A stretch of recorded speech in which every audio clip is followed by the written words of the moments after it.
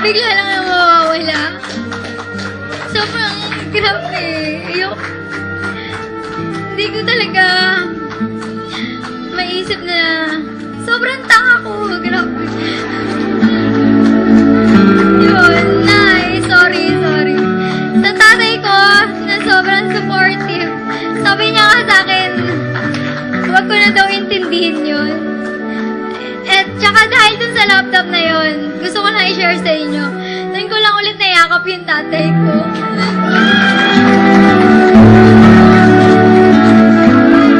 Sabi niya sa akin, anak, huwag mo na intindihin yun. Gusto ko bukas, sa susunod na bukas, at sa darating na panahon, maganda ka. Yun lang, huwag ka lang umiyak. Huwag mo na i-stress yung sarili mo dahil lang sa laptop na yun. Kasi, kaya nilang palitan yun kahit anong mangyari. Sabi niya gano'n. And yun, sobrang thank you. Na sobrang naiintindihan nila ako bilang anak nila. Kahit sobrang daming pagkakamaling nagawa ko. Yun lang. Sana, yun, nag-enjoy kayong lahat dito. Sana nagustuhan nyo lahat ng mga prepare namin kahit may supply. Ginawa, masyado kasi kami kinabahan, kaya ganun.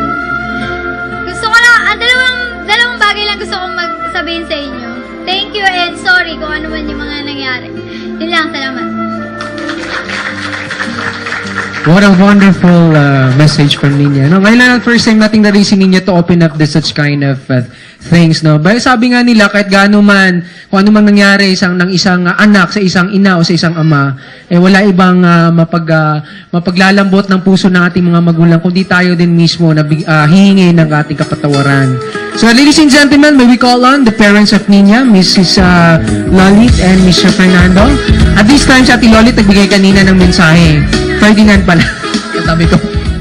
Okay, so, Sir Ferdinand, it is your time, sir, to give as well your message. Yes. Nagbigay si Ate Lolit kanina habang brown out, habang walang kuryente ang Merialco. So ngayon, sir, it's your time.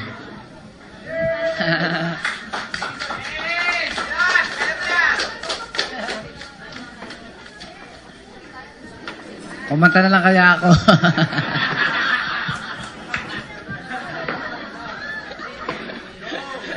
Testing nga.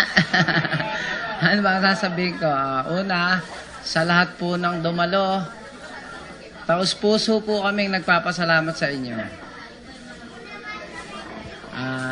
Naging masaya ang pagdiriwang ng kaarawan ng aming iha.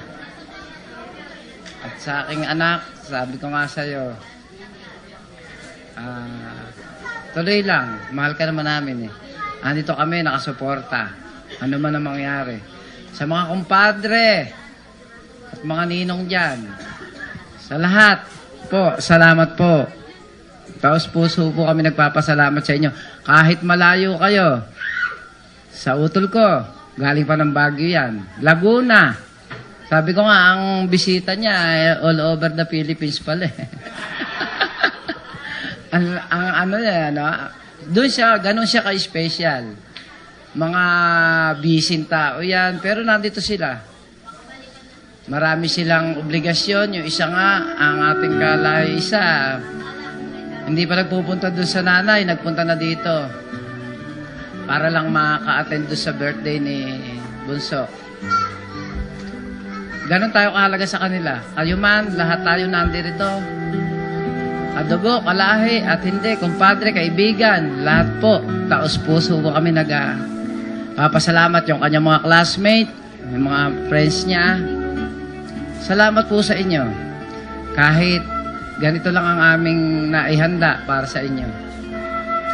Maraming salamat po.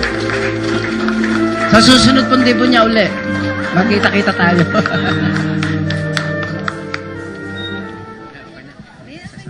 Alright, thank you very much. Once again, let's give a big round of applause to our family. We request the brothers for mga kapatid niya for the picture taking. Ayan. Thank you very much for being so cooperative, audiences, for being so participative. Thank you very much. Magandang gabi po sa inyong lahat. Thank you. Tattoo M's for catering services with Can Sound System.